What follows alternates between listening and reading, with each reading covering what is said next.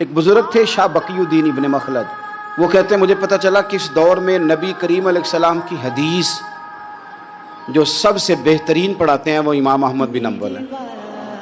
ان کو حضور کی حدیث سے جو خاص شغف ہے وہ کسی اور کو نہیں۔ کہتے ہیں میرے دل میں لو لگ گئی، حالانکہ میں امیر گھرانے سے تھا۔ میں کشتی میں بیٹھا امام احمد بن حنبل کے پاس آنے کے لیے، رشتے میں طوفان آ گیا، کشتی ہچکولے کھانے لگی، کسی طریقے سے ایک جزیرے کے ساتھ جا کے کشتی لگی، ٹوٹ گئی، بکھر گئی، میں جزیرے پہ اتر گیا، اور بھی کئی لوگ تھے۔ ایک مہینہ وہاں رہنا پڑا، بارشیں ختم ہوئی، موسم ٹھیک ہوا، ایک کشتی دکھائی دی آتی ہوئی۔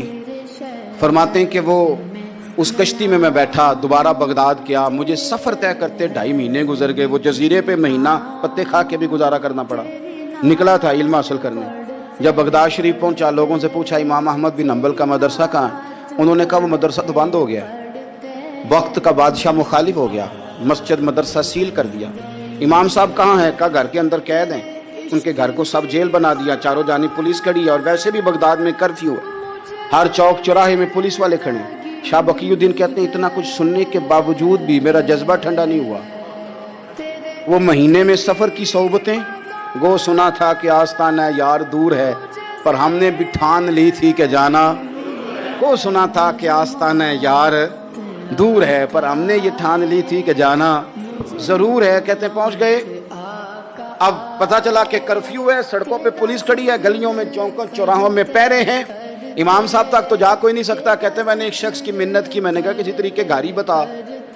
کہنے لگا میں اشارہ بھی نہیں کر سکتا، سخت حالات ہیں۔ وہ کوئی طریقہ،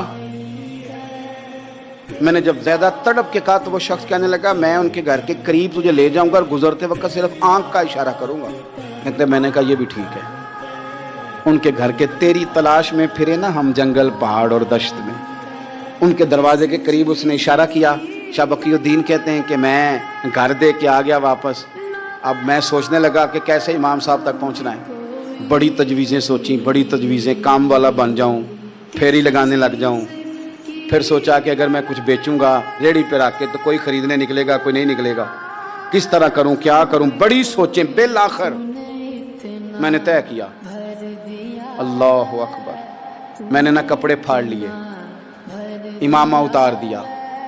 فرماتے ہیں کہ ایک پیالہ مٹی کا خرید کے گلے میں رسی سے باندھ لیا، اور امام احمد بن حنبل کی 3 گلیوں پیچھے میں نے دروازہ دروازہ صدا لگانی شروع کی، فقیر ہوں، اللہ کے نام پہ لینے آیا ہوں۔ کہتے ہیں ایک ایک دینار مانگتے مانگتے مانگتے مانگتے آزم یار منون دی خاطر اساں کی پیش وٹائے۔ کہتے ہیں مانگتے مانگتے نا میں امام احمد بن حنبل کے دروازے تک آیا۔ امیر گھر کا بچہ تھا، بڑے پیسے جیب میں ہوتے تھے۔ امام کے دروازے پہ صدا لگائی، کوئی ہے اللہ کے نام پہ دینے والا؟ کہتے ہیں وہ نور بھرا دروازہ کھلا، ایک گورے مکھڑے والا، سفید داڑھی والا، سونے امامے والا، چمکدار آنکھیں، نورانی شباہت۔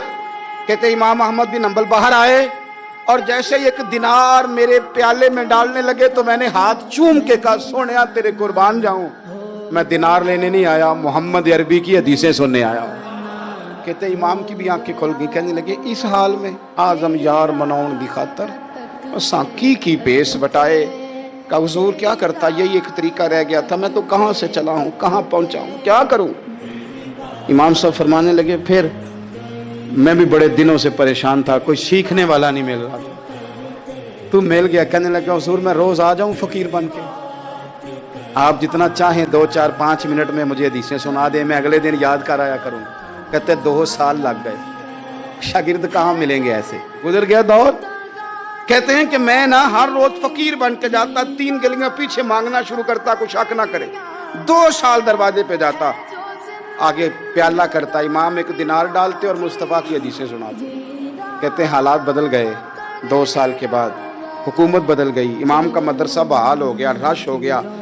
بادشاہ بڑا عقیدت مند تھا، جو نیا آیا اس نے بڑا کر کے ادارہ بنا کے دیا۔ جس دن میں گیا تو رش لگا ہوا تھا۔ کہتے ہیں حالات بدلے تو ہم نے بھی کپڑے بدلے، ہم نے بھی دوبارہ سے دستار باندھی، اور کہتے ہیں بڑے لوگ بیٹھے ہوئے تھے، میں جب داخل ہوا نا تو امام اٹھ کے کھڑے ہوئے۔ آپ فرمانے لگے پتر ادھر آ، تو آگے آ کے بیٹھ، لوگ دین سیکھنے آتے ہیں، تو فقیر بن کے مانگنے آیا تھا۔ اور میں بھی باقیوں کو پڑھایا کرتا تھا, تجھے میں دیا کرتا تھا, اور اب باقی پڑھا کریں گے, تجھے دیا جائے گا, اور آج تجھے سینے سے نکال کے دیا کروں گا. زمانے بدل گئے, حالات بدل گئے, وہ شخص چلا گیا, کون حکمران تھا کون نہیں تھا, لیکن استاد شاگرد کے ادب کی داستان قیامت تک باقی رہے.